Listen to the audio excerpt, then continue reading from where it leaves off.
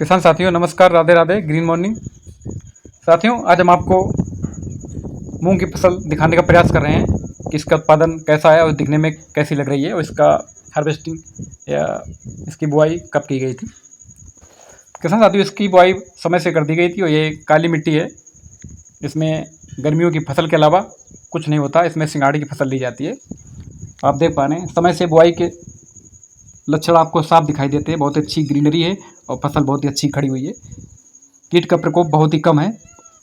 हालांकि गर्मियों में टेम्परेचर बढ़ने के कारण थोड़ा बहुत कीट और इंसेक्टिसाइड जरूर लगता है, लेकिन आप देख पा रहे हैं इन किसान मित्रों की फसल बहुत ही अच्छी है और जो पौधे हैं पूरी तरह स्वस्थ दिखाई दे रहे हैं और उनकी ग्रोथ भी अच्छी दिखाई दे रही है और इसमें कल्ले भी अच्छे हैं और जो फसल की बिजाई है वो भी बहुत ही अच्छी तरीके से की गई। किसान साथियों आप देख पा रहे हैं पौधे ज़्यादा घने नहीं हैं और पौधे ज़्यादा पास पास नहीं हैं। आप देख पा रहे हैं इसमें कल्ले लगातार निकल रहे हैं और फ्लोरिंग भी बहुत अच्छी हो रही है और इसमें फल भी बनने आरंभ हो गए हैं। क्योंकि कभी कभी हवा विपरीत दिशा में ज़्यादा चलती है तो उसके कारण इसमें फलियाँ नहीं बन पाती। हवा का भी यानी कि मौसम का भी बहुत अनुकूल और प्रतिकूल प्रभाव पड़ता है किसी भी फसल में किसान साथियों, तो उसके फसल पर गुणवत्ता एवं उत्पादन पर बहुत अधिक प्रभाव देखने को मिलता है। तो किसान साथियों इस फसल में अभी किसी प्रकार का कोई भी स्प्रे करने की आवश्यकता नहीं है। आप देख पा रहे हैं 2-3% ही कीट लगा है, तो कुछ पत्ते इसमें कीटों ने खा लिए हैं वो आपको दिखाई दे रहे हैं। बाकी पौधा पूरी तरह स्वस्थ है, इसमें किसी प्रकार का पेस्टिसाइड हमें डालने की आवश्यकता नहीं है। यदि इस तरह की फसल आपकी है किसान साथियों तो आप हमेशा जैविक कीटनाशक पेस्टिसाइड का इस्तेमाल करें। बहुत ही लाजवाब ग्रीनरी रहेगी, फसल आपकी अच्छी होगी और गुणवत्ता युक्त उत्पादन प्राप्त होगा जो आपको स्वस्थ रखेगा और आपके परिवार को भी स्वस्थ रखेगा। तो किसान साथियों हमें जो मेन चीज़ है उसको ध्यान रखना है। हमें कोई भी फसल लेनी हो, चाहे रबी की हो, चाहे खरीफ की हो, चाहे गर्मियों की हो, चाहे बरसात में हम कोई भी फसल लेना चाह रहे हो, तो हमें उसका मैनेजमेंट इस तरीके से करना है कि हमारी फसल समय से बुआई हो जाए उसकी। यदि आप समय से बुआई करते हैं तो ही आपको अच्छा उत्पादन प्राप्त होगा। यदि आप थोड़ी देरी से बुआई करते हैं तो आपको उत्पादन उतना अच्छा नहीं प्राप्त होगा। आप उसमें कुछ भी डाल लें, कुछ भी डालने का मतलब ये नहीं किसान साथियों आप कुछ भी डालेंगे और बुआई आपने लेट की है तो आपको उतना ही उत्पादन प्राप्त होगा, कदापि नहीं प्राप्त होगा।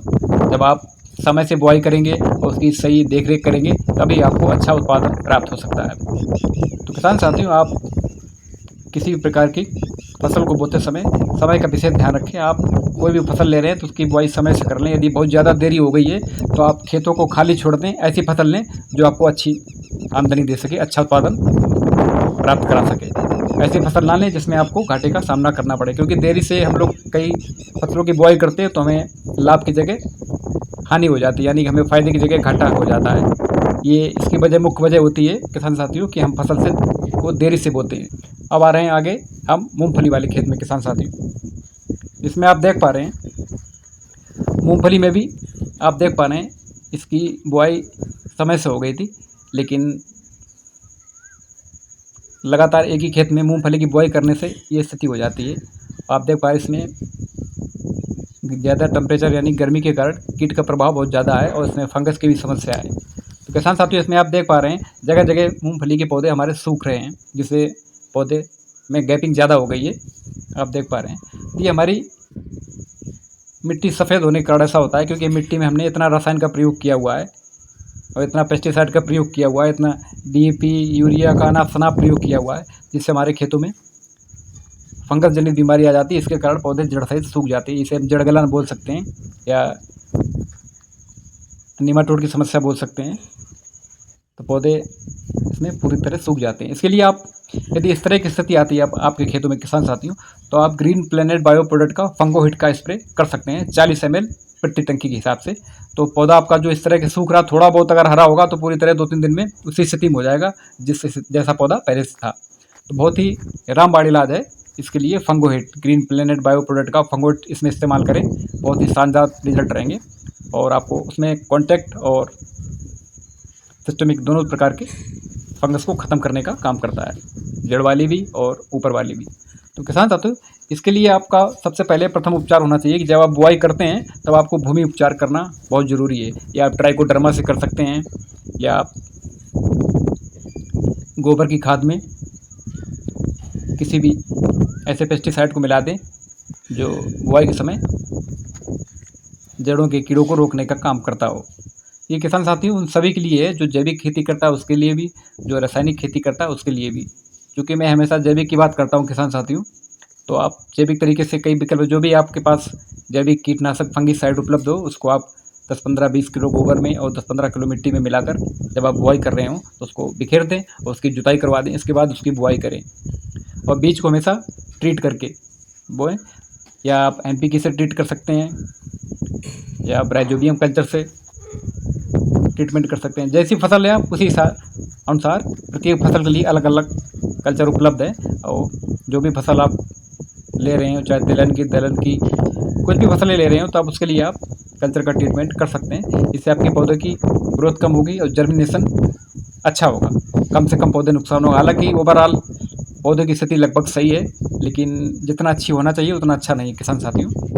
तो इसमें आप इस समय जब भी आप ग्रोथ प्रमोटर का स्प्रे करें तो उसमें आप फंगिसाइड और कीटनाशक जैविक जरूर मिला लें। इसके बाद स्प्रे करें, जो आपके पौधे थोड़े थोड़े डैमेज हो रहे हैं वो पूरी तरह सुरक्षित हो जाएंगे और उसमें अच्छी ग्रीनरी आ जाएगी। तो किसान साथियों, अगर यह स्थिति आप चाहते हैं हमारे खेत में दोबारा ना आए, तो आप भूमि को उपचारित करना बिल्कुल ना भूलें। बीज को भी उपचारित करें और भूमि को भी उपचारित करें।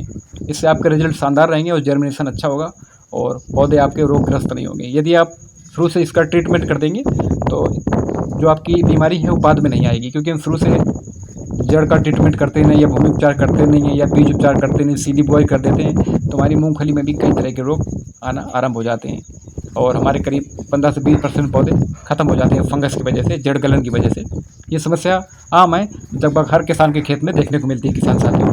क्योंकि हमारी मिट्टी को जब हम जैविक खेती करना आरंभ करेंगे तब धीमे धीमे उसको कई साल लग जाएंगे। तो इसलिए किसान साथियों, अब रासायनिक खेती भी करते हैं, रासायनिक खाद डालते हैं, तो भी रासायनिक खेती के साथ या रासायनिक खाद के साथ में जैविक का प्रयोग अवश्य करें। जैविक हमारे खेतों में जो अवशेष पड़े रहते हैं उनको विघटन का काम करता है और जो पोषक तत्व हमारे फिक्स होकर ज़मीन में रह जाते हैं उनको भी पौधों को उपलब्ध कराने का कार्य करता है और मिट्टी को हमारी भुरभुरी बनाने का काम करता है। इसलिए आप जैविक का रासायनिक के साथ में मिलाकर इसमें इस्तेमाल कर सकते हैं और बहुत ही अच्छा रिजल्ट आप प्राप्त कर सकते हैं किसान साथियों। तो इस प्रकार आप मूंगफली का अच्छा उत्पादन आसानी से प्राप्त कर सकते हैं।